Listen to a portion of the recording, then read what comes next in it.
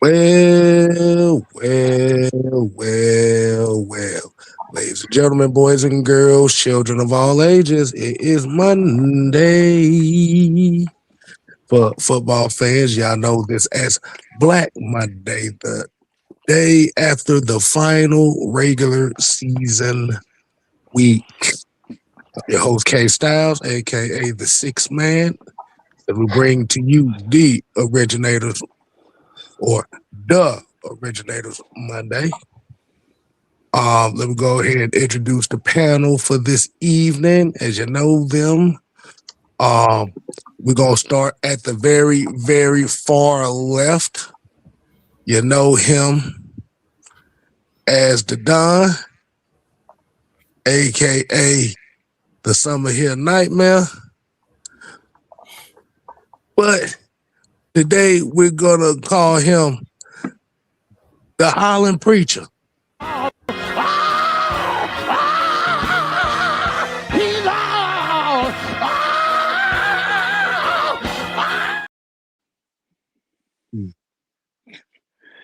Is that how you feeling, Don? Yes, man. Yes, I can't kick my leg up that high no more. But hey, look, y'all.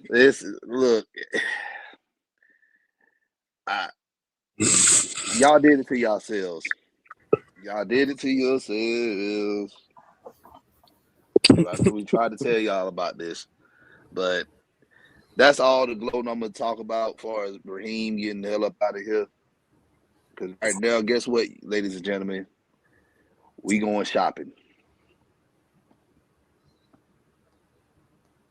Where we gonna be shopping? Where we gonna be shopping at, man? We gonna talk about some of the shopping options. Yeah, look, man, we gotta go shopping for a coach, a GM. I think we got the president in the cart, but I don't know. We got to see if we gonna keep it in the cart and splurge and we need to go on the splurge and take care of that, honestly. Okay. But we'll talk about all that in the show. I know we got to get through the introductions. All right. So right next to him on his right side, it is the Senator Mad Mike Sports in the building.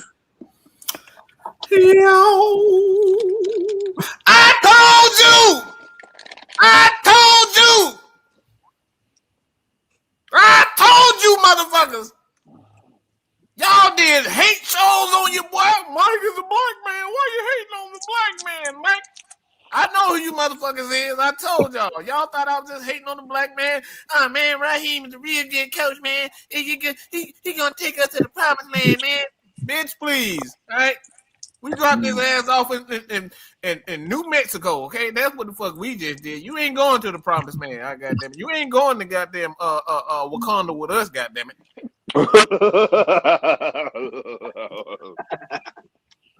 Bye, bitch. Damn it, man. And right below me, you know him as the franchise. Big Ant in the building. What's going on?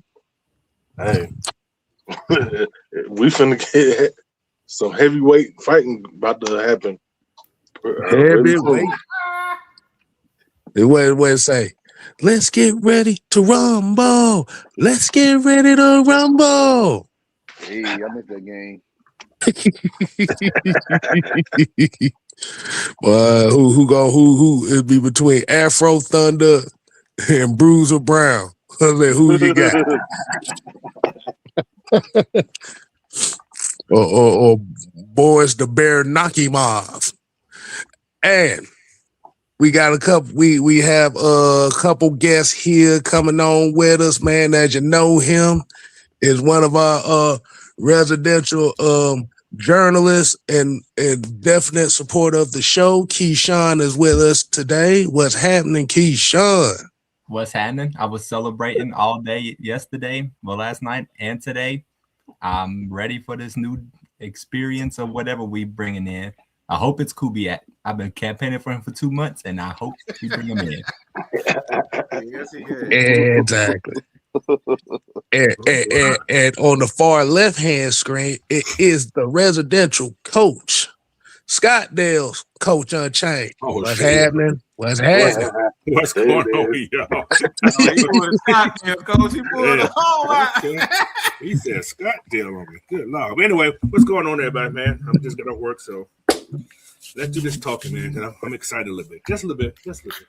Just a little bit. Hey. Just a little bit. Just a little bit. Hey, can I play a video for one more time since we're not going to be seeing this anymore?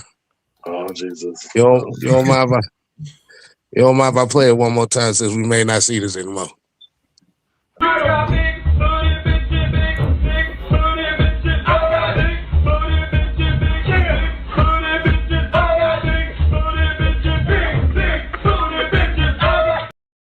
Who the hell is that?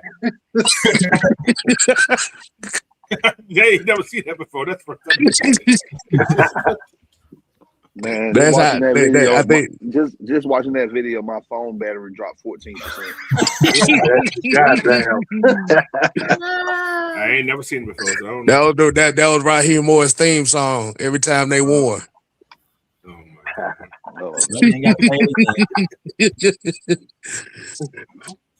All right. So let's give a shout out to the people that's in the chat already. We got already kicking off with a good number of people, man. So I'm going to shout it out with Andrew G in the building. You got Ski Yee. You got Eric Mack. We got Mr. Jam 58 in the building. Make sure you show that man some love. We got Sherman Wood. We got Braveheart Falcon fan. You got LaChillan James coming all the way from Australia, showing us some My love. brother. Wow. yes. You got one of my main road dogs in the building. D Sloan is in here. Yes, sir. Yes, sir. What's wrong? What's happening? Jay Diaz. We got Iron Mike. Terry Lloyd. Lee 85. We got Mrs. Howell, Madam Howell in the building, y'all. Yes, ma'am. Madam Howell. We got Reggie C45. Oh man, y'all in here too. Harvey Freeman. We got John. What's happening? Scotty Robinson, Maurice Martin, Corey, Mark Daniels, Jovan Beef 622. All right, let's get right into this. What's happening, Vincent? Yeah, what's that? All right. happening there? All right. I ain't saying no more damn names, boy. We was saying any more names, it'll be about 20 minutes into the show. So let's go right into it, man. Hey, fellas. Mike, what you got us into this evening, man? How we doing this? I got big booty bitches. I got big booty bitches. I got big booty bitches. Woo. Hey man. So again, I kind of want to reiterate what Truth was saying about Raheem. You know, our thoughts from the very beginning was about his qualifications. It was never personal. Everything that we had to say about Raheem, everything we had to say about Rich McKay, turned out to be exactly the way we thought. And when you look at the moves that Mr. Blank was forced to make, obviously it became true. Okay. So, you know, you look at Raheem Morris, you look at Rich McKay, both of those guys have pretty much been excommunicated out of the Falcons world. They just want to see how everybody thoughts. Like I said, Coach, I know I've been keeping up with Coach and Ant. Keyshawn been on a few of our shows recently. Like I said, he a part of the crew. And I think that's an interesting part. I do have a question though to kind of start it out. Is this a rebuild or this is a retool? Let me ask you. Can I go? Mm-hmm. When somebody We're talking about it smell bad, right? We say you stinking, right? So what do people tell people when they stinking? Either way, You funky as hell. Damn, no, put on some deodorant. Put on some spray some cologne. Go take a Simply shower. wet. Thank you. That right there. that part. That right there. Get your folk ass in that damn bathtub, boy. Let me tell y'all. Wash your ass, you son of a bitch. Listen. Ever since Rich McKay has been here, we just been throwing on deodorant or spraying some damn body spray. Right now, they fired his ass. This damn organization is getting in the shower and using some soap and some water and washing that ass. I really think this is a rebuild, but it's rebuild far as organization wise, front office wise, like coaching staff, scout, So like reorganize, like reorganizing, reorganizing everything. I think most of the players are gonna I think it's gonna be somewhere between 60% of the players here are gonna be safe. Because we have a young core team, we have a young core, and a lot of these guys still on rookie contracts. Very young. So you can't get rid of you. I mean, you can get rid of them, but you just prolonging the rebuild, or you extending the rebuild. So that's what I'm thinking right now. Like, we don't have that same voice anymore in Rich McKay. So now the culture of this team is going to be whoever the president is going to be, and whoever he chooses the general manager to be. Yeah, See, that is true. Rich McKay changed once he got that big position. He was fine when he was just the GM. Yep. And once he got that president of football operation, shit went to hell on him. Then the money became fatter. Mm-hmm. And it did him in. I hate to say it, but it did him in. Because I thought he was a good GM when he first got here, because he did bring some decent talent in here. Still weren't able to win like we wanted to, but he brought some decent talent, brought some guys in that made some splashes in this organization. So Yeah, McKay let the power get to his head. I think that's what the downfall of the Falcons have been for the past 8 years. That time he had in Tampa building that team up, and then he came here to the Falcons. And again, like we said, when he first got here, it's like he had talent. He brought in talent, and at the same time, we were winning, and we got Matt Ryan, and again, we were good all the way up to after that Super Bowl. We thought we was a shit, and we wasn't. We didn't build on the defense. That's our problem. Mm-hmm. And I think, like I said, on Sam's show, we should have got rid of Rich McKay when we got rid of Quinn and Dimitroff. Mm-hmm. That should have been ended right there. Boom. Mm-hmm. But I told everybody, hiring Raheem is taking several steps back.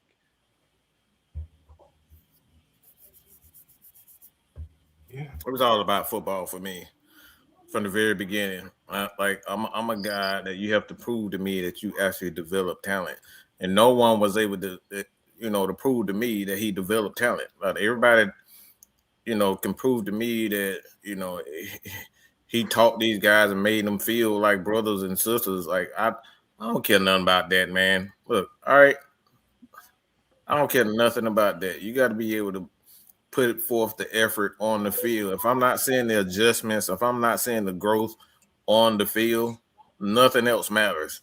So I think that's the thing with Raheem, Rich McKay, like Keyshawn said, it just seems as though when he got, he became the head of the competition committee, he became CEO, you just seen him change. He morphed into a person that none of us really wanted.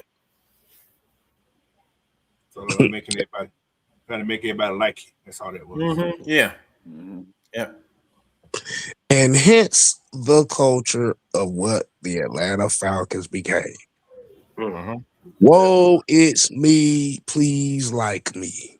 Yep. AKA touch me, tease me, please me, like me. That's what it ended up coming. Yeah, caress me. Accept me. Accept me. But as far as what your question is rebuild or retool, this is going to be a complete rebuild. You have to rebuild the culture. Unfortunately, it got soft. Mm. And as much as we talk about all the coaches and the players that came in, Rich McKay he's actually the representative of what the culture is because he's been the consistent. And I'm just like, hey, sometimes you get rid of the pimple off your ass, you gotta pop it, and that's exactly what they did. Can I First say thing something? he your ass did, hurt, like I said, the first thing he did when he became GM, he fired Dan Reeves. Exactly. It's kind of funny y'all talking about Rich McKay. Y'all remember in 2016 we went to the Super Bowl, right? Mm-hmm. Rich McKay wasn't part of the team. He was doing Atlanta United trying to get them in. Yeah. Yeah. I do remember that. Yeah. How about that? So he was nowhere near the West Coast. But once he got back after they came back in 18, that's when we started to do our Straight boot. downhill. Yeah, that was right after they won that MLS Cup. That's when he came back. Yep. Right, Coach, you better run, Coach. Bro, you better run. How you develop somebody if you ain't even defensive coach? Tank, don't come in here with your bullshit. Like you ready to put your panties on, okay? I ain't got no panties on. I ain't got no panties on. I ain't got no panties on the damn floor. I think the reason why McKay wasn't let go when Quinn and Dimitrov were let go though is because Matt Ryan and Julio Jones were covering up all the issues, all the problems. That's true. Yeah. That's true. That's a great point. That's great. They were carrying this team for a decade. Yep. And covering up every defensive issue, every offensive line issue, every receiver issue, a running back issue we had, they covered it up because they were so good. Outscoring everybody. Yep. Yeah. That's another good point. Well, that's one of those things where you have to, where you got to realize, yeah, you outscore everybody. But what happens when you don't score that one time? We see what the hell happened with that shit. When you got to play defense, what's going to happen? But yeah, I look at it as a rebuild. Like you say, it's the right type of rebuild. Like you said, you can get as many GMs, you can get as many coaches in here. But like I said, if you don't rid yourself, and when I say rid, he's still part of the Arthur Blank organization, y'all. So he's technically not fired. They just told him you not going to touch none of the football shit.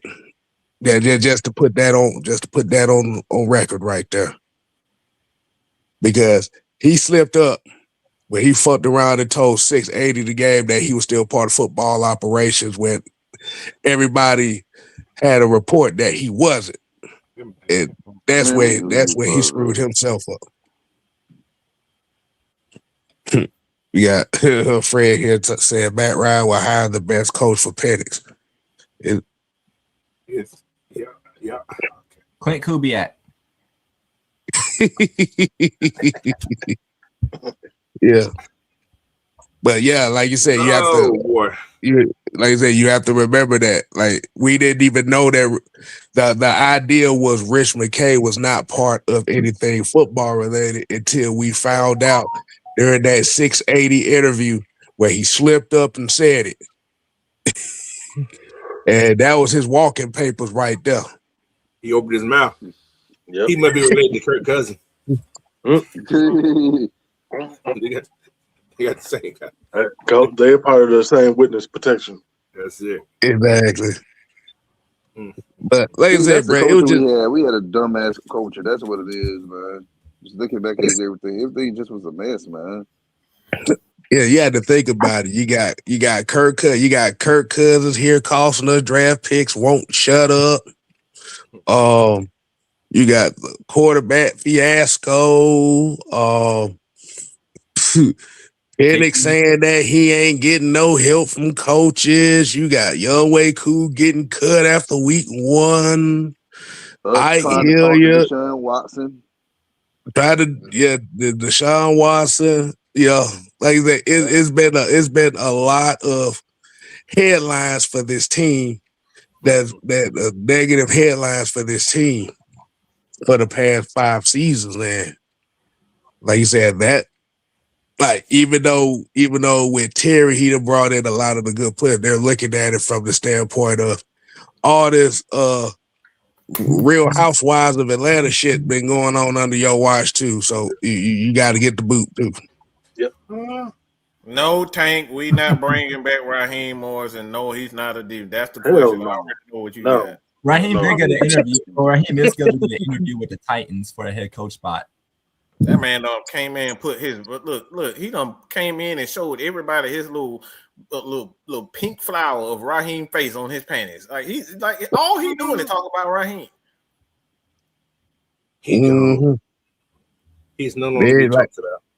You got Ray McLeod out here making diss tracks about your head coach, and your head coach talking about we must find you with every damn week. He said in his exit press conference. Well, he was Kirk Cousins over here talking about he was hurt when he said he wasn't hurt.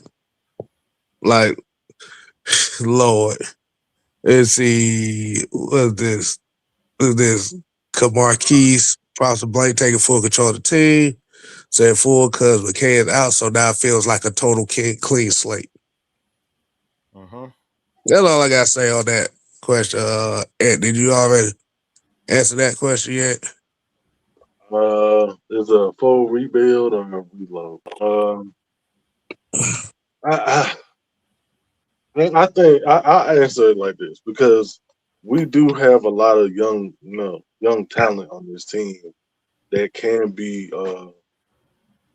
saved from the past coaching staff. But it's all going to depend on what GM we bring in here, what coaching, what DC, everything. Everything matters now. Like it's like trying to comb your hair with a fine, like one of those pick combs. Like it's going to take every fiber. We're going to have to look at everything through a magnifying glass because right now is the time that we have to get this shit right.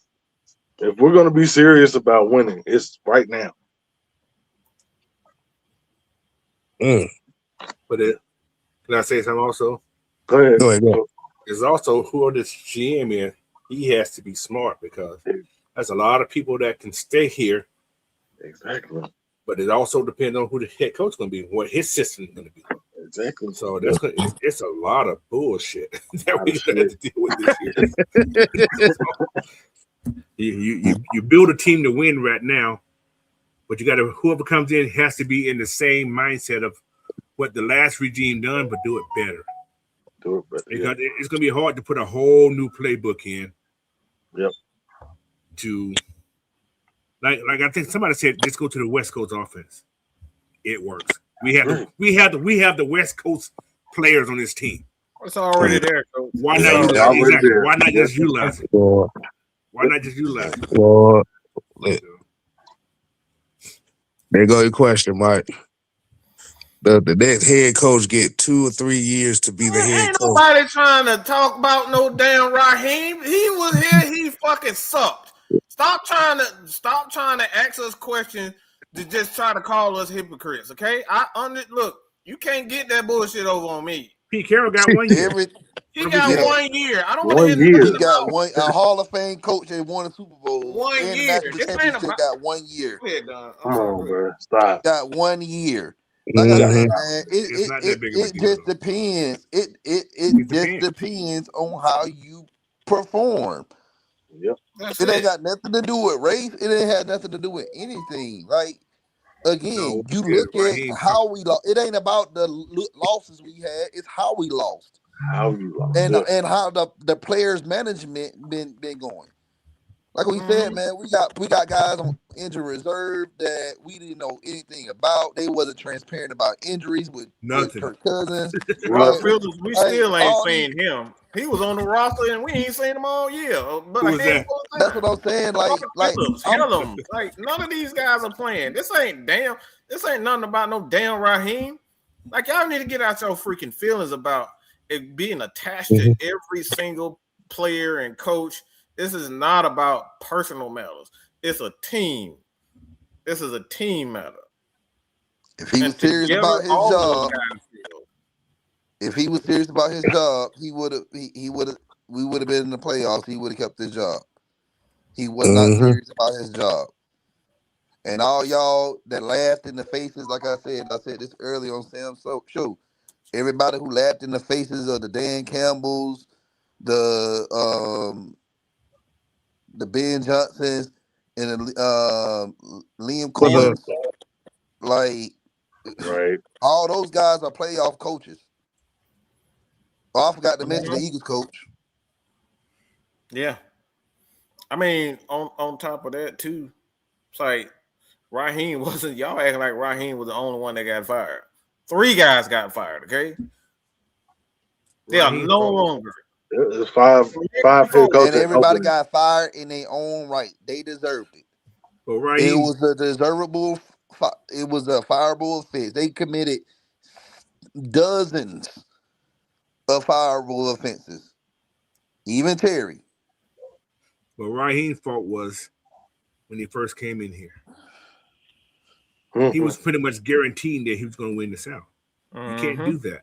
Yep. And You worry about developing your squad. yeah. Putting your identity down. So when you do stuff like that, and then you don't play players that producing the year later that you could have helped your team from the first year, that's a problem.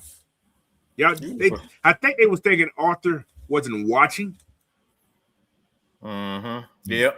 That's exactly But he was watching, because if this man had this group, he'd been working with this group for 2 months.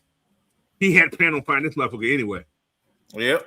You know what I'm saying? So he's a fan of the game, coach. He was a fan of he was a minority owner for the Falcons the whole time. Yeah, exactly. Yeah. Dude had the biggest suite at Fulton County Stadium. So, but yeah, he this was we didn't think he was gonna get fired because he won these last 4 games. But Arthur had that. He had that. Like I said, when I looked at that last press conference, I sent the thing out last night. That was a goodbye hug. Yeah, it was. I think Raheem knew he was going anyway from that game. Did y'all notice? Yeah. There was no smiling. There was no Cheez-Its. He looked straight to the ground. Mr. Blank looked so upset. He really did look upset. Raheem was saying, I will coach this team as long as Arthur lets me coach this team. That's what he knew. He knew. Yeah, he said that. That was his he last told speech. him, look, when he hugged him, he told him, clock out, big man. Boy, that was that Don Corleone hood right there, boy. Go on, clock out. Yep. Because they say he never hugs the whole room. He just go to the Blanks and what's called Beetle. That's the only person he used to hug after what's called, but he hugged the whole room. Nah. But yeah, like you said, bro, it was just way too much off the field stuff that just became more than what it needed to do. They have a choice. But one more point. I'm sorry. Go ahead. He should have fired those damn OCs and that what's called. I think they could have saved this job. Yeah. Because he did not do that. He didn't take initiative and do what was wrong with this team. That's how he lost his job too. Y'all remember Dan Quinn was getting rid of the motherfucker quick. That's how he saved his job so many years. Yeah. Zach Robinson should have been fired after the Dolphins game. Exactly. But that's why Drake there was so upset. Like I was telling K-Style, that video of Drake just walking, like he walked past Raheem like he wasn't nothing either. I don't know why people didn't see that. How Dave Thing is, Ragone he is a got better. respect. Look, he know he the head coach, and there's only so much you can do when you getting at the head coach. You become labeled as a problem. But Drake didn't look happy at all. He was walking past everybody, shaking all the players' hand. But when he got to TJ Yates, wee, Let him yeah. have it. I got a question. How the hell Dave Ragone is a better play caller than Zach Robinson? He ain't calling no plays then. What's called? He's not, but I've seen times he been calling them. He probably just give some advice. Well, that Jets loss did not lose. Us getting spanked 30-0 by the Carolina Panthers would have lost it. Yeah. And then turn around getting spanked by the Dolphins 2 weeks later, or 3 weeks later, 4 weeks. They would have fired that coach if Falcons won that. But I was so mad. I spent $300 on that game to go there just for us not to score not one touchdown. Not even a field goal. Tyler Algier scored that touchdown. I ain't getting nothing. Like you said, that whole stretch of the Colts, Patriots, and the Jets. That stretch of games right there, it was a catalyst for all that stuff, for us not getting in the playoffs right there. Yeah, the 30-0, and them blowing the game against Carolina the second time. But it was really those three stretchy games. Because remember, in the Colts game, we had a lead with 1 minute and 27 seconds to go. Yep. Defense gave up a big kick return at the end, which allowed them to get in field goal range for overtime. Yep. Patriots. Oh boy. We pretty much was on pace to take the lead. Parker Romo missed the extra point, which led the game to tie. But it comes a point as a coach that you have to win games on coaching, and we never saw that in this entire team.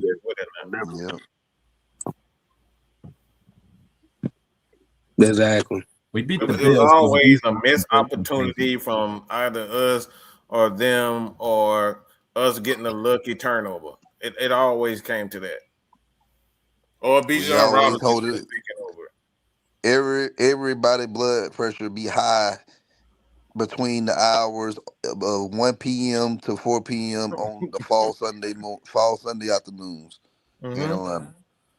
Because nobody can just sit back and just chill and just watch the game without, again, like we say, players gonna drop passes, players gonna get flags. Players not gonna execute. We get that. We see that every team has execution issues. Nobody's perfect. Yeah.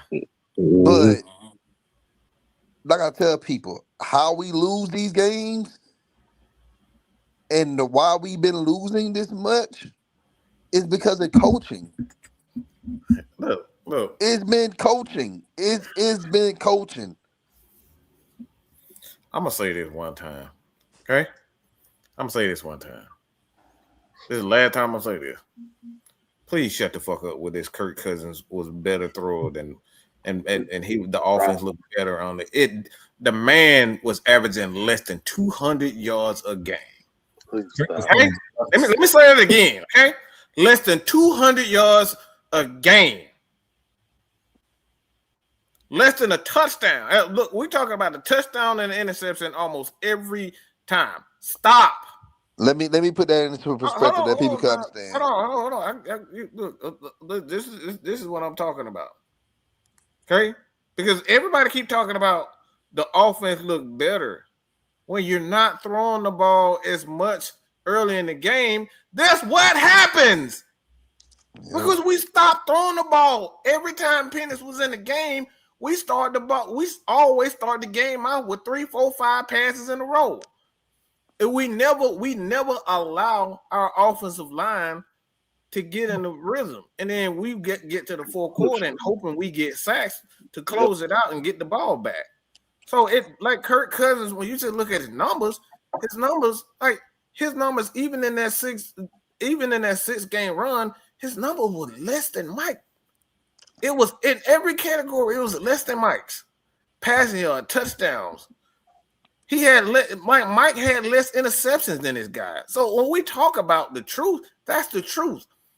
The difference in what we saw with Mike versus Kirk is this, and it's simply this. Okay? Simply this is that Kirk was calling the offense. He was making audibles. That's the difference. He's a 13, 14-year veteran. If the offense doesn't look better with a Kirk Cousins he ain't no good. They got to be a little bit more proactive with Mike Penix because Mike Penix ain't got to the point where he understands what he's saying from the defense as well as Kirk. So Kirk Cousins can make those calls. Hey, we're not going to do this. We're going to do this. They gave him the freedom to be able to change that. They never gave Mike the freedom to do that. So that's why the offense looks so much more efficient. Okay? Much more efficient. The flow of the offense. But like you look at the passes that he was throwing, some of those balls were hitting straight to the ground. It was rolling off the damn ground like he up here playing bowling. Like he bowling or something. Bro, that out route that he threw to damn Drake London in that game was one of the most pathetic things I've ever seen. Oh my goodness!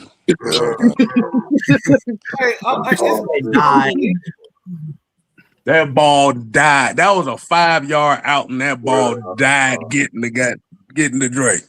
I thought I was watching baseball for a second.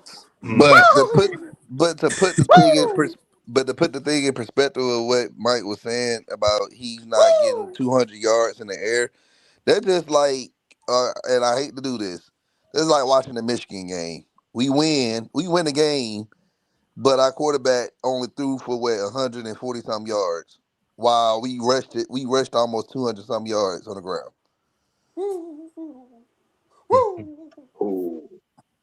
Michael Penix in 9 games averaged 220 passing yards per game. In that same span, Kirk Cousins 170. Mm-hmm. And we wasn't losing games early in the year because of Penix. We were losing. I mean, outside of Carolina and San Francisco, if you want to say those 2 games, you want to put it on him. Okay, cool, whatever. But Tampa game, defense blew it, and Koo missed the field goal. Colts game, defense gave up a 3rd and 20. Mm-hmm. Patriots game, J.D. Bertrand was atrocious, and Romo missed the extra point. So, I mean, like, you can't really blame a lot of those games on Penix. And against Carolina, if he didn't get hurt, we probably win that game too.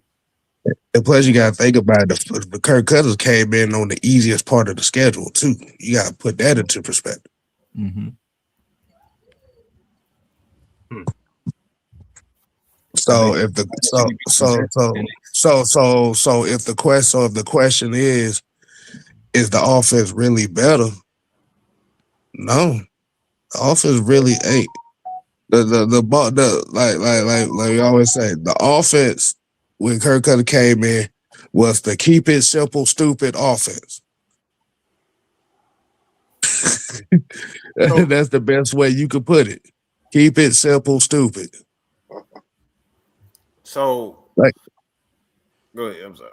No, because I was about to say, we sitting here, we running single back formations and 13 personnel and bunch formations to the right side of the formation. Back. We sitting up here running shotgun and we running power eyes and rollouts, and they're like, where the hell was this?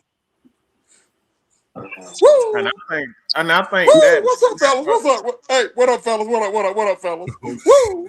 Don't come on here with that. Don't know. I already know what you're doing. No, we got a good conversation going on right now. I just want to say hey to everybody. Hey. No, you No. We know what he is here for. We know what he is here for. Right. We can see through the bullshit, sir. We know what he here for. God damn. But go ahead, Mike. Nah, I don't know. It was somebody was talking. Yeah. Now somebody was talking, and then you got Truth come in here about to celebrate what the Trae Young trade, I guess. So we ain't doing that right now. That man been wanting that for like 5 years. But that's all I gotta say on that, man. It just it's a whole yeah. You literally ran 2/3 of a playbook that we didn't see until Kirk Cousins got in. I'm just saying that just sounds wrong. Understand it. Three personnel. I mean, we running 2 tight ends and 1 running back now, and like where was this when your young quarterback was in there? Well, you don't want to protect him too? Those are the things we talking about. Like, I don't know why those, like the route concepts with Michael Penix, and like I was saying, for a quarterback concerns, like those crossing routes with a quarterback that has an arm like him, those dig routes and crossing routes, drag routes, those are the things that you want to run with a quarterback with an arm like that. A guy like Kirk Cousins, he can't make that throw consistently with the defense constantly. I mean, you saw that a couple of times with Darnell Mooney going across the middle. Like the ball didn't get there, so he damn near got his head blown off because Kurt didn't get the ball there quick enough, fast enough, so he could protect himself. So those are the routes that you need to be, calling with Michael Penix. But we never saw that. We saw that in like week 12, week 13. So what was the first thought? Wait a minute. The crossing route is working. Where the hell was this? I know that was kind of the main thing everybody was talking about, but I'm just I'm just a casual football fan, I guess. That's for what I say. How you like with that? He's so modest. You mean to tell me Kyle Pitts can't run across the middle? Right. Or run towards the huh? He was doing it in Florida. Yeah. What happened? Yeah, those are the things we talking about. Like, shoot, he was doing that with Arthur Smith, running crossing routes over the middle. Exactly. He was excelling at it. Yeah. So I guess my question for the whole panel is with the possible new guy coming in, what do you got the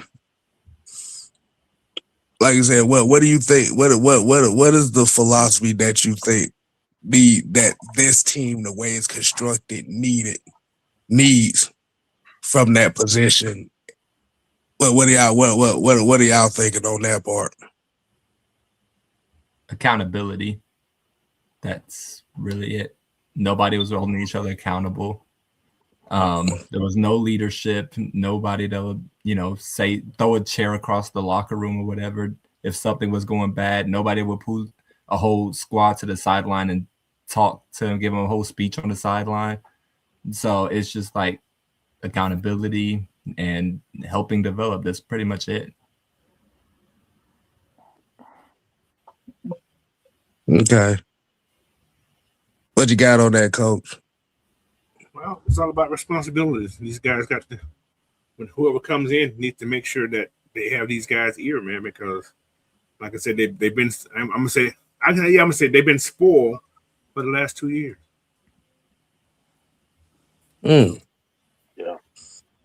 You got to have some accountability and make sure these guys have accountability, because like I said, there's been some games that it should just been hard playing, not even the scheme. Take it upon yourself to make sure that you got those gonads. yeah. There was a time we didn't have no gonad. I hate to say it, but we didn't have no gonad. And we were still out there playing. But that starts with the coach and your attitude. It does. Like, It does. Like, you're not even, like, my thing is, if you got your best player and best players not doing what they need supposed to do and stepping up and taking on full responsibility, and you pointing the finger at other guys. Like it's a couple of games where I mean, it's another couple of games. There's a handful of games, a lot of games where we lost games because of Kirk Cousins. Mm-hmm. We lost a lot of games because of him, his inability to stay in the pocket, deliver the ball, to be truthful, especially that first year. Like, he wasn't even truthful about him being hurt. Like, he made a damn joke and he thought it was funny, but ain't shit funny about that. If I was hurt, I wouldn't tell you anyway. It's stuff like that. You just look at him, it's like, how, like, you hear this man saying all this stuff, and it's like there's no response, like there's no consequences for those. Like Bijan Robinson, these guys are supposed to tell you when they hurt, because it puts not on themselves at it, but it puts the team at risk, because you thinking he's healthy and you making these calls and he's not being honest with you. And guess what? We got exactly what we got last year. Yeah, it's true.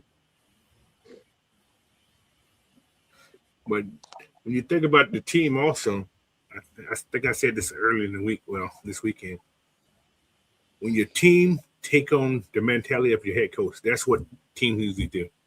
Yep. And knowing Raheem is not that guy that's gonna give you that extra effort. He gonna say, "We get him next time." You see what I'm saying? So that's what that drive. If you don't have that go out there and kick their ass attitude, you're not gonna get it from your team. I want somebody who loves football, man. Somebody who want to kill somebody.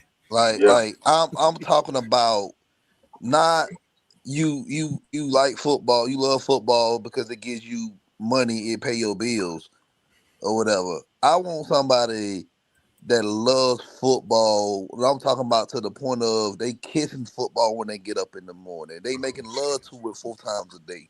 Like, they massaging it. Like, I want somebody That's what like Matt that. was talking about. That's what Matt Ryan was talking about. Like, those guys got different personalities, but those guys love to play the game. Like, Yes, I want somebody that loves. Like, I want somebody that loves football, man. Like, again, every coach has a different philosophy and stuff and schemes and everything, but you gotta look, if you want to come here and coach the Atlanta Falcons, you gotta be passionate enough to love this game so it can transcends to the players, so that way they can go out there and fight and win games, and that can translate and parlay us into a Super Bowl champion. But that's what we going about. Like, I think at this point you can keep making changes with the roster, but that's why I'm looking at what we're doing now, cleaning house. It's like you gotta let it be known, because a lot of these players, it's like, I know a lot of people saying this, like, you keep these players and you cut this guy, but like, a lot of times the way you get players to actually play hard is to set the example. Like, bro, your ass could be out here, not even the coach. This is why I like the firing of everybody.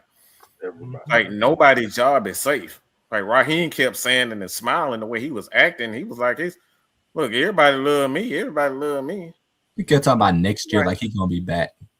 Yeah, but look, but that goes back to what I said, man. Like this is why teams like Philadelphia, Kansas City, like outside of this year, the Chargers and Rams and hell, the 49ers, they always in the playoffs, because they know they're coaches, and they can be a head coach, coordinator, position coach, whoever. They know that they coach. They love the game just like they love it. They know that if they could, they'll put them pads on and join them out there on that field. But look what Kyle Shanahan did. Ayuk started acting like a little bitch, and guess what happened? He ain't played. Snatch. He said bye. But that's why I said sometimes he could be a coordinator. Because when Yeah. we speak about Robert Salah, I know that motherfucker want to put pads on. Ayuk took on the he took on the identity of his head coach. Shit, get me started. But the whole point is like you got to set a person. I don't care nothing about none of that stuff. As a coach, your job is to set an example. Okay, you the head coach. He ain't got shit to Yep. prove to a player. They gave you the job, Yep.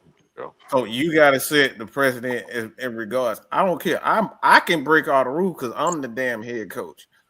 He Yeah, you're gave right. me the not You're right. you. You're right. So my thing is like I said, it's just for the player's sake. Because a lot of time when people feel like they get comfortable, they feel like they know you, they can talk to you, and they can talk to other people crazy because they got the backing of Coach Unchained. You know what I'm saying? Coach Unchained is gonna never get rid of me, man. He love me. Yeah, he love you, but when you start doing dumb stuff, you got to There's a clipboard. No, I'm just Hey, playing. I'm just saying. Like it's like I said, there is no, and I think that started with that mentality started with Dan Quinn. That's why Julio started doing the things that he was doing because of him and his best friend Raheem was just allowing these guys not to practice, not to show up. Like Roddy even told you, the end of his career with Dan Quinn and Raheem, when they got there, he just stopped practicing. Roddy said it. It wasn't nothing wrong with him. They said, "Hey man, I'm here." Matt Ryan said he was like, yeah, he was sure to practice, and Roddy played hard on game day, but in practice they ain't doing nothing. Him and Roddy just hanging around. That's probably one of the main reasons why Shanahan wanted to get him out there because in the way he is, he practiced hard. You're gonna practice hard. You know what I'm saying? So my thing is, am I happy for a guy to be losing the job? Yes, I am.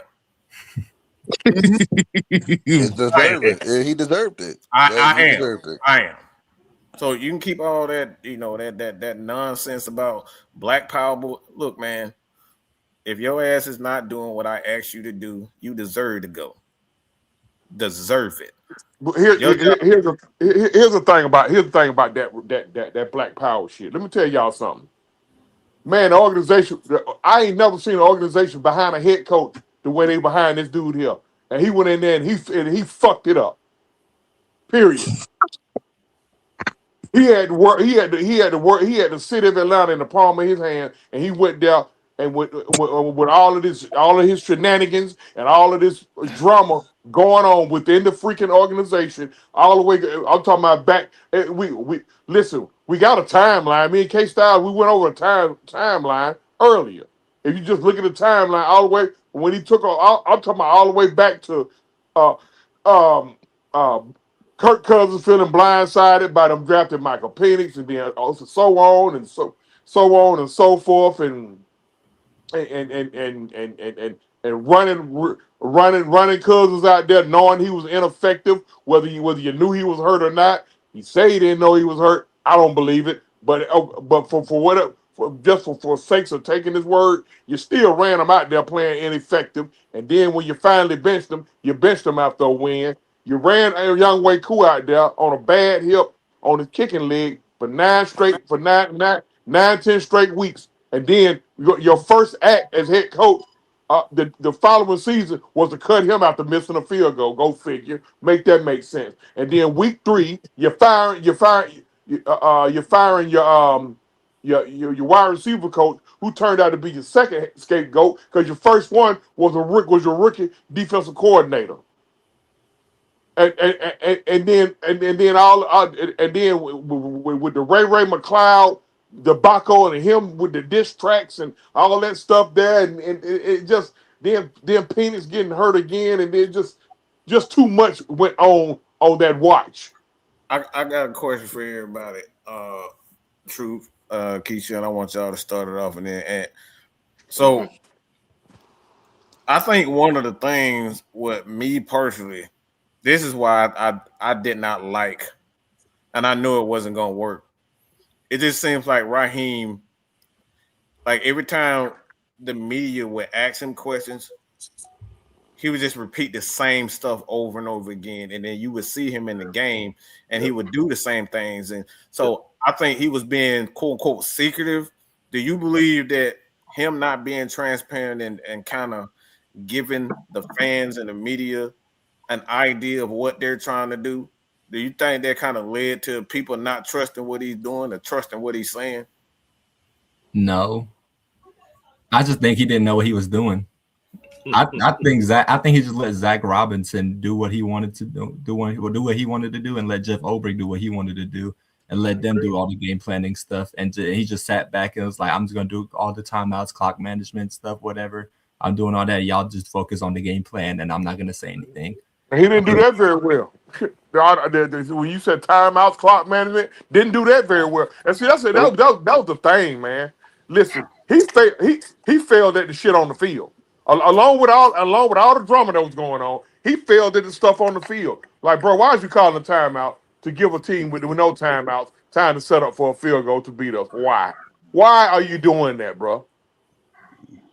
Why are we constantly getting penalties, getting delay of game penalties after? Why did that happen 2-3 times this year? Get a delay of game penalty after a timeout. That's on the sideline, bro. It happened and if Zach Robinson wasn't doing what he was supposed to do, why wasn't he in Zach Robinson's ass about it? It never stopped, Truth. No Diddy intended. That part of the game never stopped. Even in this last game, he got at least I think it was like 2 or 3 times where they had to call timeout because he didn't get the play in. It was still an issue. It was still a concern. What in the hell is going on? Why is Drake London over there arguing with one of the damn coaches yesterday? What like? It's a lot, man. It's a lot. Just too much going on. Too much went on his watch. It's too much. Well, look, I'm gonna ask Coach. You and Coach. All right, that's what y'all do. So if you got, why do you think? That's the question. Why do you think Drake London is getting upset? I mean, we can say, all right, he's a wide receiver, and that's wide receiver do. But we seen Bijan Robinson on the sideline, like he having a great game. He got like 100+ yards, 2-3 touchdowns and stuff like that. And then he's looking like he pissed off because they done took the lead and they done did this dumb and all type of stuff. So why do you think players are acting like that? You believe it's just them being players, or they really pissed off at the coaching staff? They're pissed off. Yeah. This is my take. Okay. They're pissed off because they see shit finna start to go downhill again, and they're tired of stuff going downhill. That's the main thing. Sometimes when you're playing a football game, you're winning, right? Yeah, but in your heart right now, like, we may lose this game because I've seen it before. They're tired of seeing the same old thing over and over and over again. It happened every 3 games we lost this year in overtime because same shit happened. You're leading, but then you start losing. Yeah, you get tired of that. It's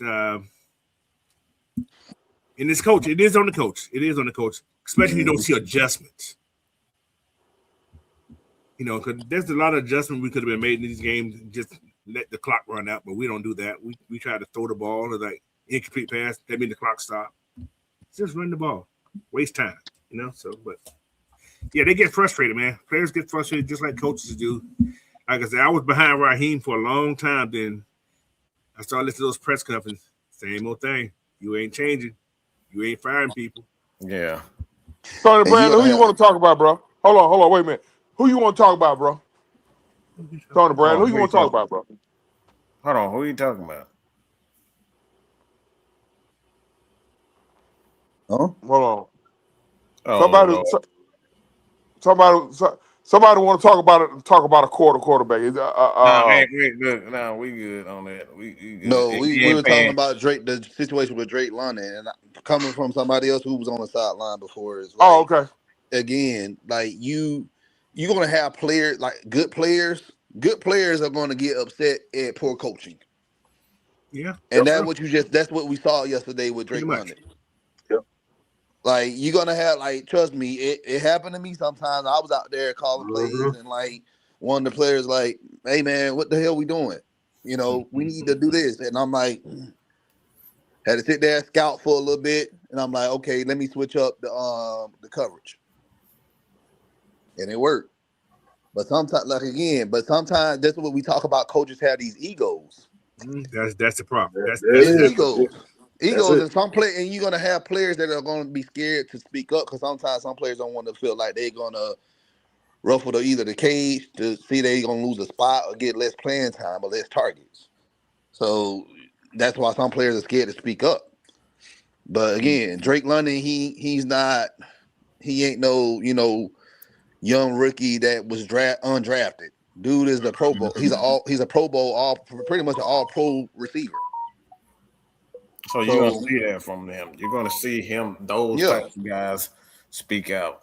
Yeah, like I said, man, this coaching staff was just horrible. And like again, like 2 years ago, January 2024, and I can count on both my hands on how many times I've cried in my life. I cried 2 times that month. Man. 1, when Michigan won the national championship, and 2, when I found out we hired Raheem Morris as our next head coach. Because I knew we was going to end up having an uncomfortable conversation about this again because we knew this wasn't going to work. And the fire of Raheem Morris was going to happen sooner than what everybody was going to think.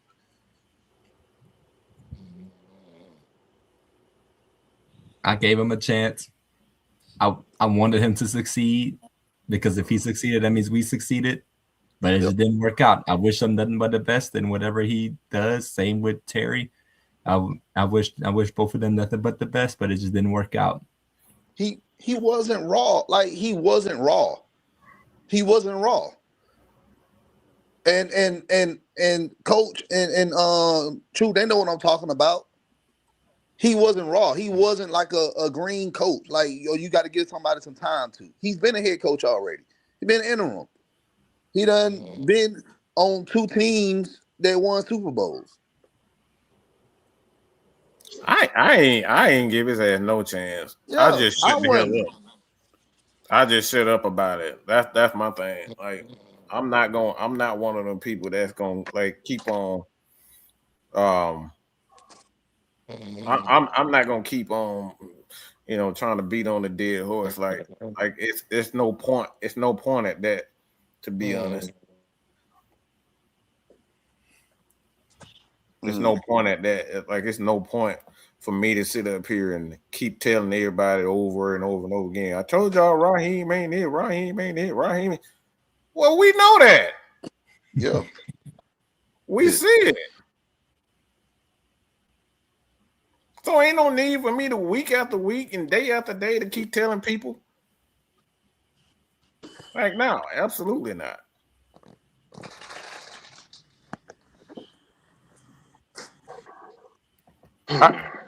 I didn't start snoring, did I?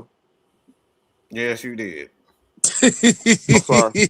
My bad, y'all. Been a long day. Long day. My bad. Long day. Per usual.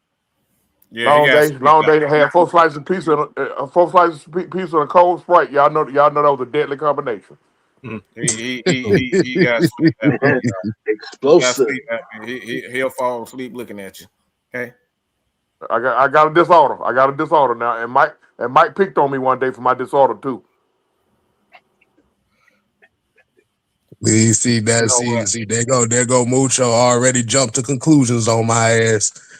Fuck you. We got 2 hosts. Okay, I'm a host in case Tyler Coach. He don't have to talk all the time, y'all. Okay. Exactly. I'm sitting here listening. I can't listen. Hold on. Who in here joining on me for going to sleep? Somebody was in here joining on me for going to sleep. Who that? Mucho. Oh, no, that's Mucho. Leave That's no Leave me alone, trucker Mike. I got a sleeping disorder now. I got a sleeping disorder. If that trucker Mike, I got a sleeping disorder now. He said sleeping this to him. Yeah, Trucker Mike and Mucho, both of them. Little dirty ass. Need to get that mask there. Look here, bro. I've been waiting on my don't get me started now. I've been waiting on my mask. Been waiting on my man for 2 years now. I'll be them 4 times to kill me. I believe the VA tried to kill me. He tried to kill you there, bro. I sleep with a mask, so hey, I got mine. Yeah, I do too, bro. Yeah, I can't sleep without it. Yeah. We're not talking about the Caligula mask, little brother Dunn. We talking about the active CPAP. Dunn has apnea too, so he Yes, Exactly. Y'all know what the hell you talking about. Yeah, Don knows. What? Yeah, we're not talking about the Caligula mask. Man, be quiet, man. We all got problems Okay, up there, man. No, we'll kind of round it off, man. Like I said, we're gonna get into some questions. Everybody got some questions, but let me say something to these people in the chat. Okay, everybody have freedom to speak what they want to speak, but you come in here with the intention on repeating yourself 15 times like ain't nobody seen it 15 times. We're gonna ignore you, and you're gonna get. And the people in the chat have the freedom because they're moderators to do what we're not supposed to do. So we're not supposed to sit up here and try to tell a grown ass man to stop saying the same word over and over and over again like y'all be doing. Motherfucker, we heard you the first 10 times when you said you don't like a quarterback. Okay, get smarter. Okay, get smart. Stop acting like a little bitch, B-Lane, because that's what it is. It's kind of funny that you start your name with bitch. B-Lane, because that's what you live on, goddamn bitch and lane. That's goddamn it.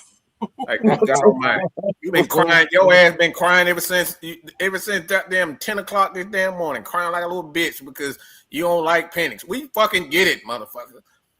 All right, look. You might as well take them damn panties on because them bitches got to be wet as hell right about now. Wow. Okay? Oh, gee whiz. Fucking God. Acting like some bitch because somebody, like nobody, we heard you 12 times. We heard you when we went live earlier this morning. Now, brothers. Here it is, 3, 4, 5 hours, 5 hours away from 12, and you still bitching about the same shit you talk about. Get your bitches out of here. Dang. Let's be Christian. Let's remember to be Christian, okay? Get your ass out of You here. heard you the first goddamn 12 times. You come back crying the goddamn again. This damn look, we still got 5 hours. Let's be Christian, okay? Get your 3 Hail Marys ass out of here, True. Get out of here with that bullshit. Anybody trying to hear that shit? Nobody trying to hear that man shit. That motherfucker done But hold on, wait a minute now. I can't be Christian? Hell no, I don't want to be Christian right now. Damn, like you're trying to disturb the peace. Goddamn it, you disturb the peace. You get put on. As a matter of fact, let's just go to this because I want to talk about this real quick. I'm glad I just said that. Mm-hmm. Hey, Style. Yo. Remember we were talking about this?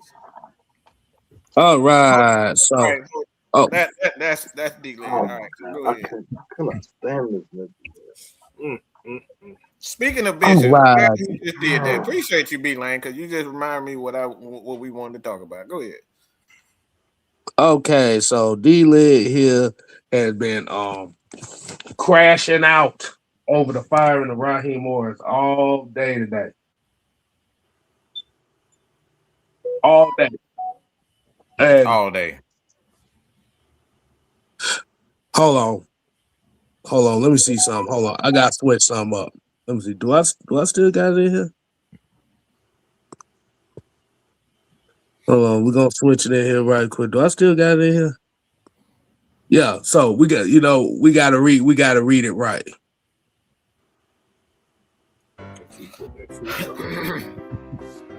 Oh my God, kid. I hate your guts, man. I really hate you. You know what?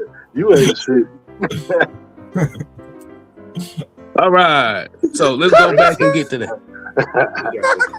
You got the greatest shit.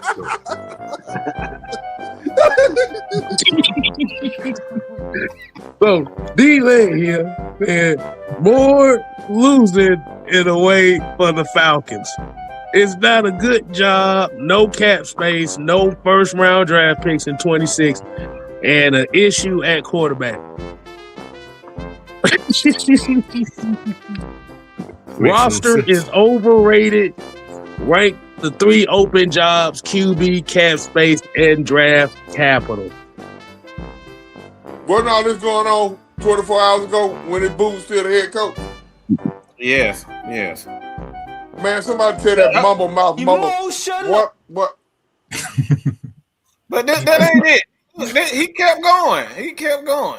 Oh, wait a minute. Nope. Now we gotta put it back on. Hold on. Let me get back. We gotta put that back on since we got some more D-Led stuff. Hold on. All right. Let's see what else you got, Mike.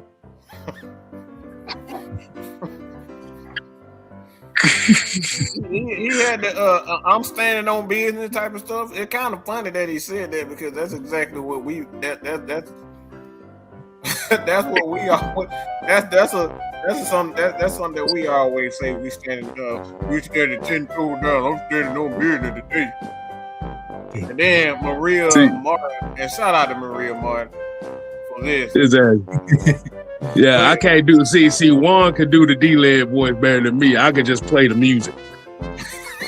He said, for those of you fans who would take the Falcons job, just full stop. It's one of 32 NFL jobs in the country. Any coach in need of a job or advancing career would want that job. So shout out to Maria Martin. That's what She's a real one. Shout out to her, bro.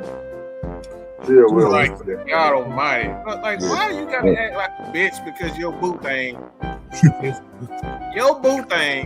got fired? That's the only reason why you're upset. 2 other guys got fired. And more guys are gonna get fired by the organization, but you only mad because he got fired. Well, you need to be blaming it on Terry, you need to be blaming it on Rich McKay, and now you like, why are you upset? If the Falcons suck, and why are you mad that they fired somebody? That don't even make sense.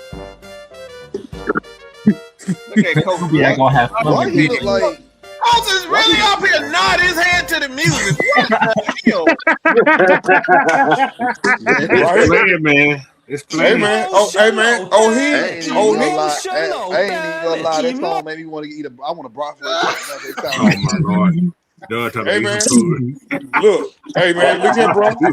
Hey, he must be laying a pretty good muse to these cats, boy.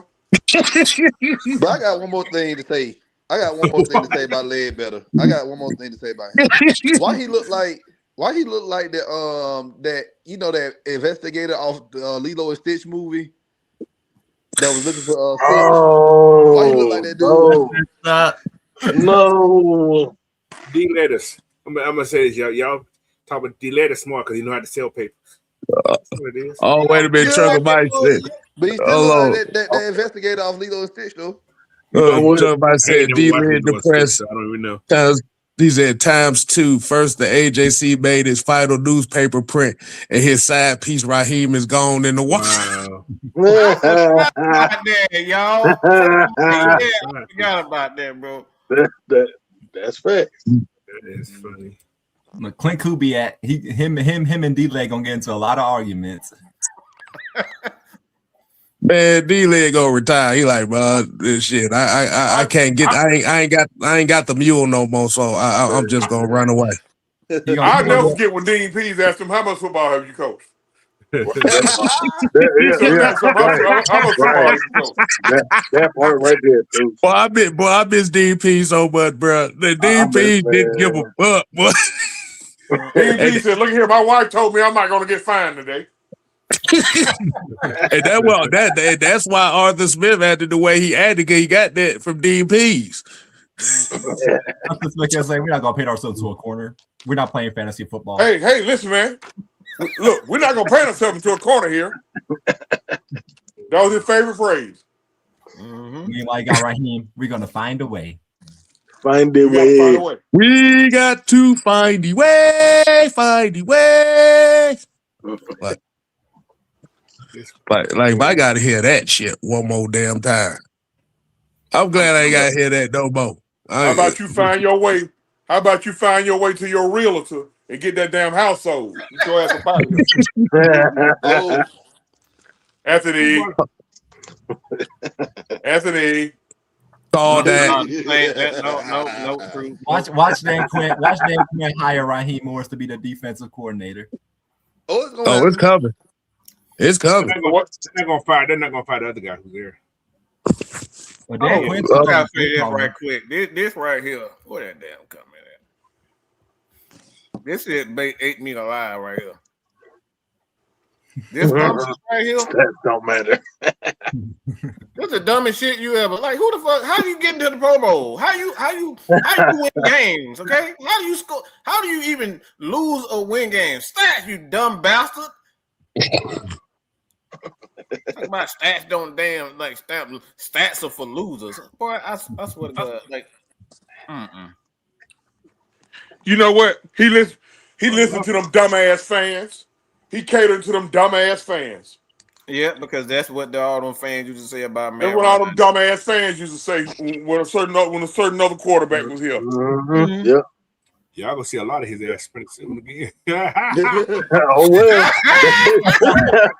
They're gonna be mad.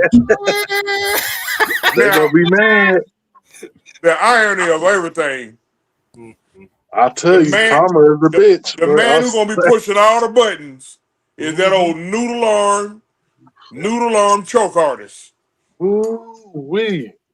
Ooh, Palmer. Oh yeah. Truth, truth, and violence today.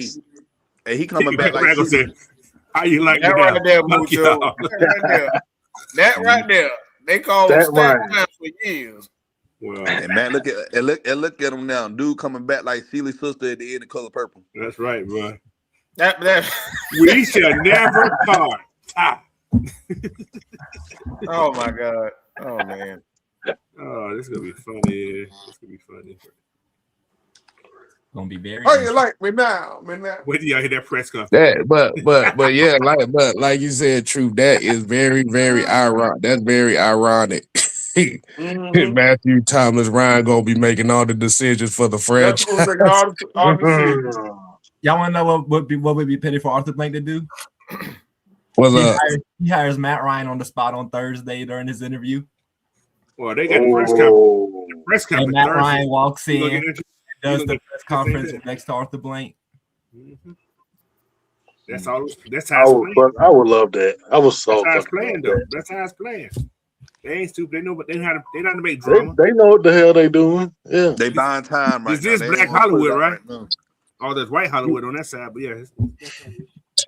Yeah, they buying time right now. Listen, you want to see a Hearts bust. Matt Ryan coming here and rehire Arthur Smith as the head coach. Oh my Lord! Oh Jesus! Jesus Christ! That'll end delayed. That'll end him. That'll end him. That's you said that's gonna end him. To stop putting the damn camera so close to his face. Don't nobody want to see your damn face that damn close. Couch. That motherfucker crazy.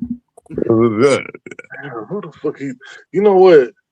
He looked like that damn mummy off of Hotel Transylvania when he took off his rap. Oh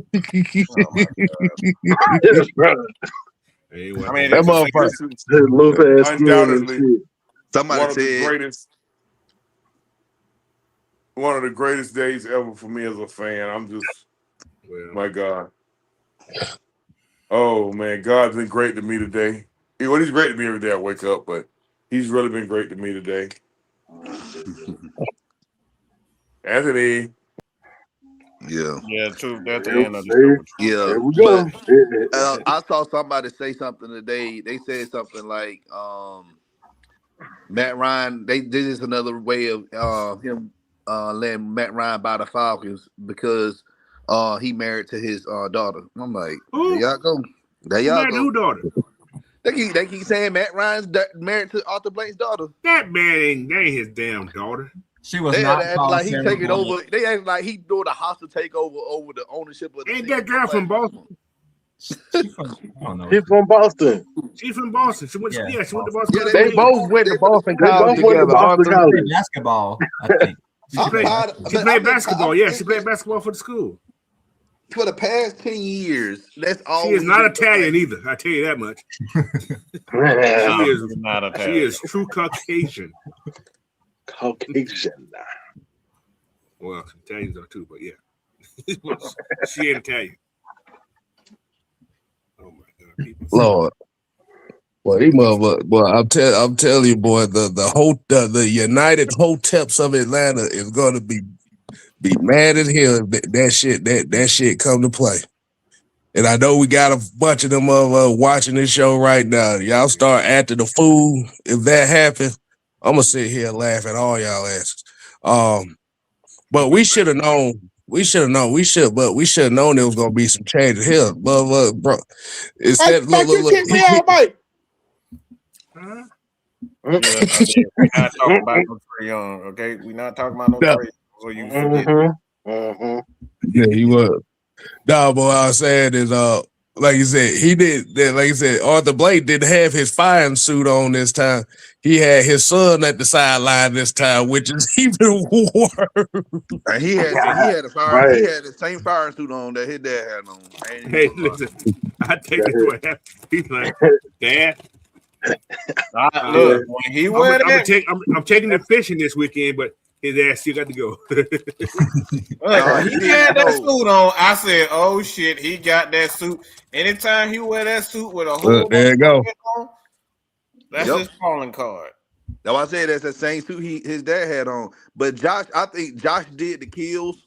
He pulled the triggers on them, and Arthur Blank just hiding the bodies. He covering it up. Mm-hmm. Yeah, that's exactly what happened. Sonny. I told you that's Sonny Corleone. Yep. Don't worry, that's the son. fact, I'm a because they don't want him to be the person that fired all the black people. He don't want that on his son. So I think that he made the fires that he needed, including Rich McKay, which was well deserved, along well they needed. But he did all that, and I think probably months down the road, I think after this draft, we can very well see Josh Blank as the owner right now. Well, he has been Hey, working under hey, Roger y'all. Goodell.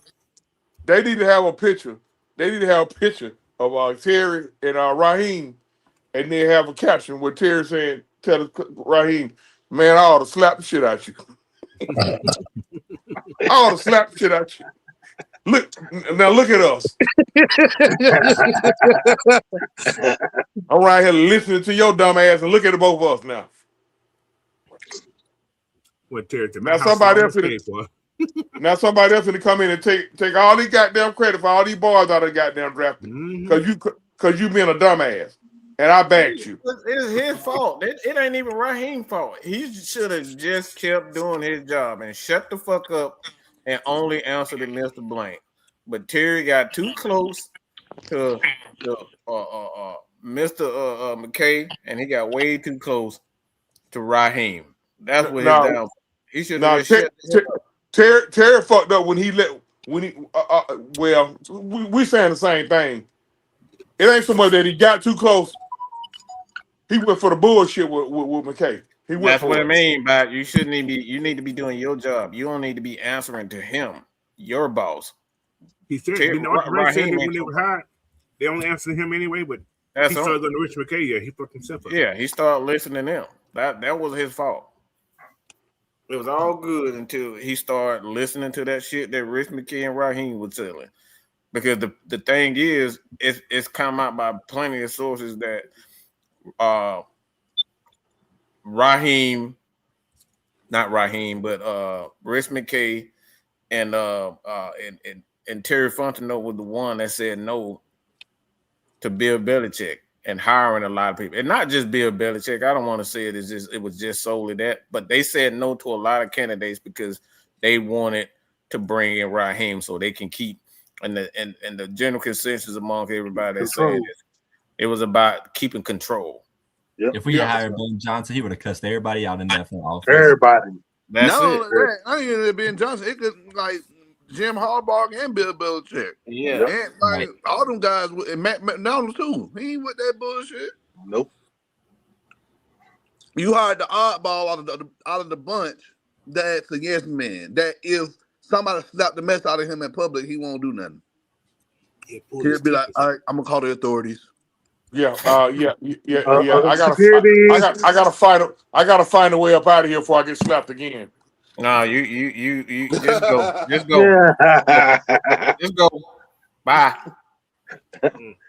Bye, Felicia. I'm fine. I'm fine. Can I find me again? Damn. I ain't making a whole week while I got this man a whole 2 hours show to go and he gonna come in and try to hijack this show. No, it ain't happening, Truth. I ain't trying to hijack it, Mike. Sir, stop. I ain't did nothing wrong. No. Anthony. Don't try it. Don't try it. Well, you know what? Truth. We about Well, you know what? Since I'm fine, I might as well go on out with a bang. Nope. Nope. Oh my Lord. Adios. Y'all maybe catch Truth on a solo show, but he ain't having his moment on here. Nope. Ain't happening. Now, if y'all want Truth on his own solo show right after his, put some thumbs up and all that there. But he ain't having no moment on here. Nope, ain't happening. Look, we'll be in this motherfucker for a whole another 30 minutes an hour talking about this. I done had about 20 shows in the last 2 days. I ain't doing this. Nope. What you say, boy? We've been on overtime all. We passed. Nope. Falcons got y'all stressed. Boy, shit. Shit. I was been stressed when they ain't fired that. That's what I was about to say, Coach. That's exactly what I was about to say. I was more stressed looking at his face than he was coaching. But I got a question for y'all. We talk about this hiring of the coach now. All right. What is Brian Flores' chances of being the head coach? What chances do he have of being head coach? Because him and Matt, they tight. They close. I think it's a They whole. both went to BC. They both went to Boston College. He's a real. I think it's a real possibility. It's a real possibility that happens. I think there's a great chance, but I think they want an offensive-minded guy, just based on the reports I'm seeing. Kev, man, you gonna start fighting? Kev. I'm telling you. Like I said, it's either gonna be like I said. You gonna start swinging knuckles, Kev. Brian Flores is a good one. Another person. If Matt is the president of football operations, that will be ideal for Flores. Also, two other people is Clint Kubiak and LaFleur. Mike LaFleur or Matt LaFleur? Mike is the brother who's at San Francisco. Mike is the brother with him. That's what I said. Those three guys have relationships with Matt Ryan. So if we looking at like connections, we looking at those three right there. Yeah. And then you got to think about it too. We really want to bring somebody in who can develop Michael Penix because you can't waste a draft pick. That's the kick right there. Yep, that's it. But we're talking about this GM. I don't heard this GM. Y'all, what about this GM kid right here? This Ian Cunningham. Y'all heard about him? Yeah, I heard about him. I've been hearing a lot about him. Cunningham dude. Yeah, I've been hearing a lot about him. A whole bunch. Yeah, I heard he's just a good draft guy, but like I said, I don't think that. I don't know. So right now, I'm not even getting to GM right now because currently they looking at head coaches right now. Most of the time, they say they want to hire the GM before they bring the coaches, but the GM they have some say so in who they hire as the coach. Yeah, but they still got to do. Yeah, they still got to do interviews though. So that's what I'm saying. They're going to be I'm interviewing sure people. they got somebody in mind. Y'all, Yeah, they, you know how this is the Falcons. It's always a lot of smoke screens when shit happens around here. yeah. They got to Nobody do their knew due. Arthur Smith had. Nobody knew more. I said Arthur Smith. Arthur You Blank can't go had this football. fucking agent. These agents out here trying to hire these different people. He knew he was going to fire what's called him 2 months ago. So That's what I said, man. If they got to do their they got due everybody diligence. in mind already. Yeah, but they still got to do their due diligence and Yeah, they give can't other do that people tampering opportunities. shit because we're losing Yeah, more draft they picks. got to go Yeah, through. You can't lose no so more draft picks. No, what you they said? got to look. We're not making the Kirk Cousins mistake We're again. We not need to be doing no Kirk clean, Cousins shit. man. Clean. So yeah. But some other guys to think about. Joe Brady's one of them. Of course, we said Clint Kubiak, Steve Wilkes. I like to see about interviewing him. He ain't Another gonna get no interview. another person I know is out of the water, but Dan Lanning is another guy. No, he ain't gonna happen. Todd Monken, Brian Flores, we mentioned him. Vance Joseph, Jeff Halfley, Jesse Minter, Matt Nagy, and we talk. I'm bringing up certain guys for a reason. I brought up Right. Matt Nagy, Joe Lombardi, Mike LaFleur that we just mentioned. I didn't bring up guys like Mike McCarthy and Pete Carroll because they just got fired, but those are some other guys too that you could think about. Bill Belichick as well. What about And Cliff also, Kingsbury? I brought up Dan. I brought up Dan Lanning because there's some reports that other teams are trying to they Frank have interest Danny? in him too, huh? They got to pay him a lot because he's making $13 million. The Falcons ain't gonna pay him $13 million. It ain't just the Falcons. I'm talking about other teams in the NFL. They looking at Dan Lanning. So I know I don't really see a Dan Lanning here, but again, they always gonna look. They always gonna try to interview at least one college coach out of the bunch to see, okay, would they make a move from college to the NFL, and would this be a good move for the organization? DC, he probably be good. What'd you say? At a DC, I can see that. Yeah. So it's gonna be interesting. So we got something to talk about this whole offseason. Oh yeah. Oh no, Now, Bro Crumlin. I need you to stand up for me over here because I've been kicking. See, Oh my you God. know what? See, I ain't got no controls. me either. I wouldn't do a guy like Lincoln Riley. You guys, I see somebody. No. Dre, he said Lincoln I'm Riley. good. Dude Nah, switched. I'm He good. swapped too much, man. He flipped. He jumped ship too much. He He flip jump flop. shit. Yeah. Like that just look that right there is yeah, no, we had that before. We brought somebody in from college and yeah, no, we good. Things get hard. He abandoned ship. Mm-hmm. He does have 4 Heisman Trophy winners though. Yeah, he That does. feet got hot. He I'm saying that. He must But have something. yeah, but our quarterback beat his quarterback in Washington, so That's true. yeah. What about the Baltimore's coach? I keep hearing his name. Harbaugh, yeah, so that's another guy. No, I'm He's talking not about even fired I'm talking yet. about the OC. Munkin. The Todd OC. Monken. Yeah, Todd Monken. he Yeah, I said brought up Todd Monken. I said Todd Monken. You said him, okay. Mm-hmm. You know what? Now I like Todd Monken myself. Now we can get him and then bring in Stetson Jet. Oh my God. I I knew he was going up there. I You knew weren't you gonna laugh, so that was at all. That was like See. stupid for that. That was the truth. I love it, but you shouldn't even say that because you know Mike. That was way too easy. Yeah, Todd will actually be a okay safe hire. Like He'll be safe. seriously. Yeah, he'll be safe out here. Yeah. Yeah, like if we already have weapons on offense that he can already utilize. Mm-hmm. So all he got to do, honestly, like he always worked with a team that has a good defense. So it won't be nothing for him to bring a good defense coordinator in and just operate the defensive side of the ball. I like Munkin, but I think he's just a coordinator. I think he's just a really good coordinator. I don't think he can be a good head coach. Yeah. Like I said, man, Vance Joseph is another person I like. I He had just a chance think at Denver. He got fired in 1 year in Denver. yeah, like they didn't give him an opportunity at all, man. That's what Well, when we talk about giving somebody a chance, we talk about guys like Brian Flores and Vance Joseph. Like Yeah. those guys didn't get an opportunity. Like Vance didn't even get a chance to breathe up there in Denver. Nope. Right. There was too much weed there.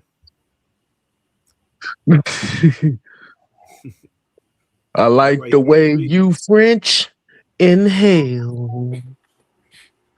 I like the way you French inhale. But I know a lot of people right now is like Joe Brady, Clint Kubiak. You know, those guys right there. A lot of people are talking about which either one of them wouldn't be bad. You know. See, I don't feel that Joe Brady's head coach material to me. I think he's an OC. I think being a head coach probably too much for him. So that's just my take, but he doesn't look head coach. To me, he doesn't look like he can handle that multi-class as a head coach would do. But you never know. They say the same thing about the coach at Philadelphia. Okay.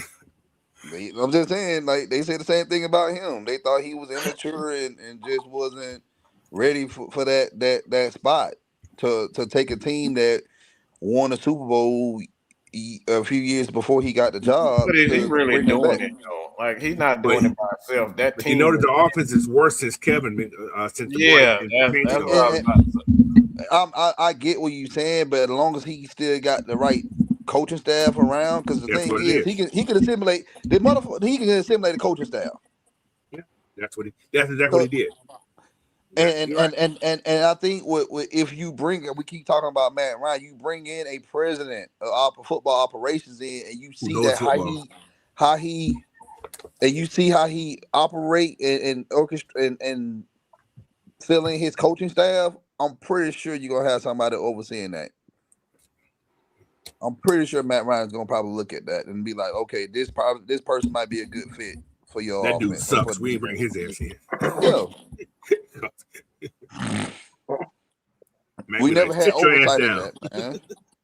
We never had oversight of when coaches bring in the head coaches bring in their coaching staff. Like we never had nobody in the front office that was a football player either. Exactly. Nope. So it's working for other organizations. So can I say something? Okay. Oh my God. No. What the hell? That man is being he doing that man like Jeff. He got a serious Duck Curtis moment going on. As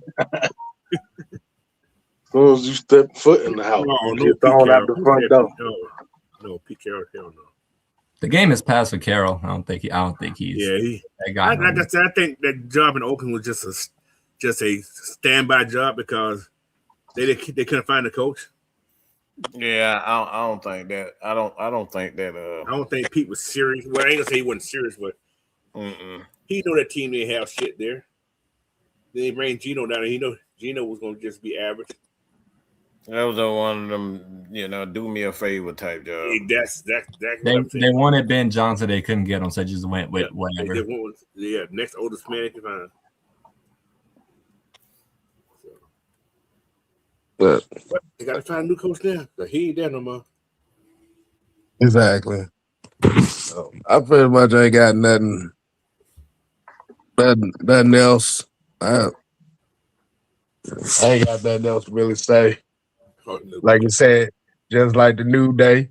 It's a new day. Yes, it is.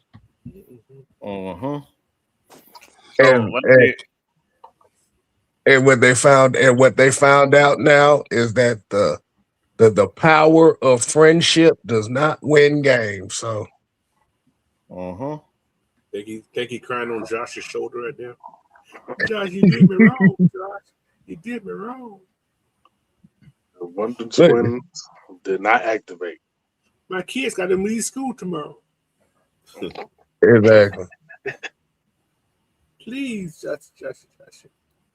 Oh yeah, Coach. I would like to congratulate you on beating me in the fantasy football championship. I wasn't gonna mention it, but at least you acknowledge it. You smoked me. Right. That was crazy. At least you're not salty like other people. Yeah, we got a lot of sauce on this. That's okay though. But Hey, hey, look. I don't have to strip anything up this year. I ain't gotta do no shit. Look, with all my goddamn players getting hurt in that fantasy football, I was surprised they made it to the top last four. Yeah, you did. You get every week you had somebody another damn. This man hurt again. But next year I'm going big. Next year we're gonna do something big next year. I got some plans. Okay, cool. We're going back to 10. We're doing that 12 because we had two people that weren't even doing shit. It pissed me off. Right. So we going back Yeah, to 10. and it was funny too because my other league, I didn't even pay attention to it. I went and looked at it for the first time like a couple weeks ago. I was like, how I didn't know I went 10-2 in my other league. Shit. That's crazy. Oh, damn. That was nothing but auto, bro. They, whatever the hell team that I had, boy, good Google it, boy. I had three. Look. They auto drafted 3 fullbacks and 7 wide receivers. A whole bunch of two fullbacks, a whole bunch of wide receivers, 1 quarterback, and 1 running back. That was it. That was worth a damn. But I'm going to see you guys a message that see y'all want to keep one player. I think that they better keep one player. Same people come out next year, let you keep one player. Y'all shoot. Like I said, I ain't worried about it keeping no player. I like I said, I switch it up every year anyway. Yeah. It depends on what's available. I'm in one league that we can keep all the players, but we have to when we draft, we have to draft only rookies. Oh wow. Yeah, it's crazy, man. It's crazy. Oh man. It's fun though. It's fun. It's like almost like a real NFL team. You keep your team and next year you can only draft rookies. Yeah, like I said, man. Well, like I said, whatever. Like you said, however you want to do it, Coach. We down for it. Yeah. Next year, I'm gonna send somebody liquor. Next year, you get some liquor with a trophy. With some liquor. Yeah, I'm gonna send whoever win. They gonna get a bottle with something with it. So yeah. Oh shit. Well, motherfucker gonna be coming up with draft strategies like a motherfucker. Like, wait a minute, we getting free. That's how I won this year. That's how I won this year. Most of my team was full of rookies. I didn't have a lot of old vets. I did rookies and. Well, I'm not good at that shit any damn way, so it'll waste my time. Yeah, same here, Mike. I'm terrible at it. Yeah, so. I don't have time to do it. And you probably people like you guys who probably ain't got time, but you probably want to win because you're not overthinking. Yeah, no. Like I said, majority of my fantasy football for this year was during the damn waiver wires and shit. Like Coach said, but every last one of my starters got hurt. I lost both tight ends. Some white Henny. I lost 2 quarterbacks. God damn. I got lucky. I got lucky and picked up Matt Stafford at the time that I did. When they got hot, yeah. When they got real hot. When he got hot. Yeah. I'd have lost majority of my receivers. Well, I had George Kittle and Sam Laporta and lost both of them. Man, look, that's why I asked losing with the, that's why I asked getting injured on the Falcons, because your ass, bro, you got to get the hell away from us. Shut up, Don. Stop being superstitious. I draft no Falcons. This is the first time ever in my life I not drafted Falcons. First time ever. Patrick Mahomes and Nick Leonard were carrying me the whole time. Who was that? I had the 3 players that carried me all year was Jonathan Taylor, Matt Stafford, and what's the kicker? Dicker. Oh yeah. Oh, what? I had Cameron Dicker, you don't know who that is? The Chargers kicker. Cam Dicker, the kicker from the damn Chargers. Mike, Mike was like, wait a minute, what the hell did you say? But yeah, I had my quarterback was Drake May, my running back was Travion Henderson, and I had Puka, and I had Smith Jujima. So my points was kicked people, but just those 4 guys right there. But I got fantasy people. because I think I gave up the least amount of points than anybody. You did. I gave up the least amount of points, but I got outscored by like 6 people. I think I was averaging like almost 200 points a week. The reason why I made it that far was because I traded for Josh Jacobs. The only reason why I went that far. Yeah, you beat me. You beat me the first go round. Yeah, barely. Pretty good the first go round. I was surprised. You beat me also. You also beat me. Yeah, I know. I know. Great man Travion Henderson was on bye.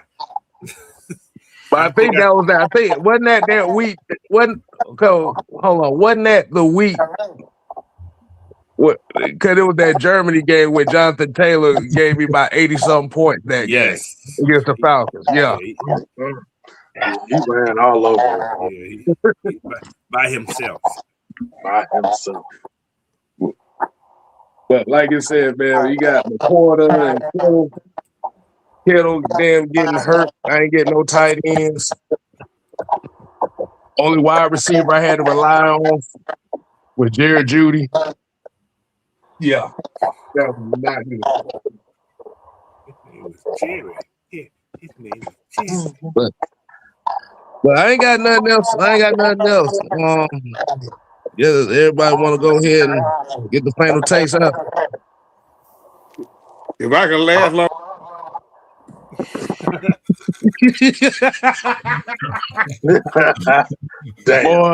Boy, you want to get that Trey Young. He want to get that Trey Young thing out so bad, boy. I told you. That's Jazz from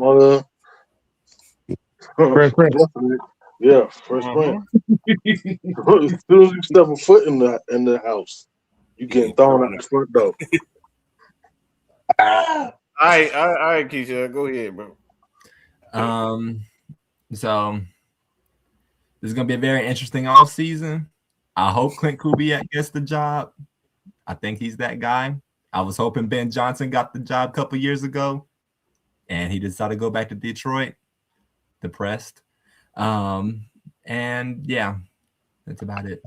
I'm happy that they're gone, and I wish them well. I hope they do well in wherever else they go, Raheem and Terry. And yeah, that's pretty much it. All right, done. I just need everybody to be open-minded with everything that's going on right now as far as the search for the president, the GM, and the head coach. Just keep an open mind. Again, I know we may want one coach in mind, but do your research. There's more than just one good coach out there. All right? Just do your research and see who you think has the credentials to be the next head coach for the Atlanta Falcons. But we'll also be giving you guys content to whenever we find out who these guys are going to be. So just stay tuned. Heavy Hitters this Wednesday, 9:00 p.m. Same channel. So y'all tune in, and we'll probably go over more of the coaches a little bit more in depth. All right, Ant. Then Coach. Yeah, like Don said, y'all keep an open mind. Whoever we bring it in, who they interviewing. I mean, and what K-Styles said earlier, I mean, just because they're interviewing them does not mean that they can be the job. They're gonna get the job. There'll be a lot of smoke, a lot of smoke going on. They might, over here, and then they way over here. So y'all just keep your eyes open, keep your ears to the streets, and hey, as soon as we know something, you'll know. All right. Congratulations to the Falcons for doing something that nobody expected. Yeah. That means that Arthur Blank is finally controlling his team. Him or whoever hell's in charge is finally controlling the team, and should have been, like I said, should have happened a long time ago. Whoever the head coach, GM, or whatever it's going to be, just remember you got young kids on this team, man. You got to get to them before all this naysayer, all this media stuff get to them, because it's going to be a hard first year. I hate to say it's going to be a hard first year, especially coming and everything just totally changed. You can't put a new playbook, and you got to be in the same realm you was in with this guy, but just make everything better. So, stay tuned, man. We're gonna be here. So that's all I got. Okay. And well, on that note, y'all, make sure you continue to support everybody on the channel. Like I said, Mad Mike Sports, 6MK Live, Coach Unchained. Like I said, Truth TV and Entertainment. That's truth with a 2, not a T. Hey man, the off season is upon us. And guess what? Your favorite game show of the off season officially begins this weekend. Do y'all know what the game show is that's going on now? Oh, the Beast, man. About the Beast? No. It's the yearly rendition is who's going to cancel Mad Mike Sports this off season. So we're gonna set that show up, and we're gonna let the people vote on which content creator is going to cancel Mad Mike Sports and the Unholy Alliance this year. So I ain't got nothing else to say. So until next time, people, we're here to play. Oh no. We're here to stay. I can't do that part. Oh yeah. There we go. Y'all ain't gotta go home. But you got to get the hell up out of here. See ya. Biscuits. Deuces. What did you say, Nilgo? No. We out. All right, y'all. Put your eyes back in your head. I got like flavor. What mean? Pry their eyes open and force them to see the truth.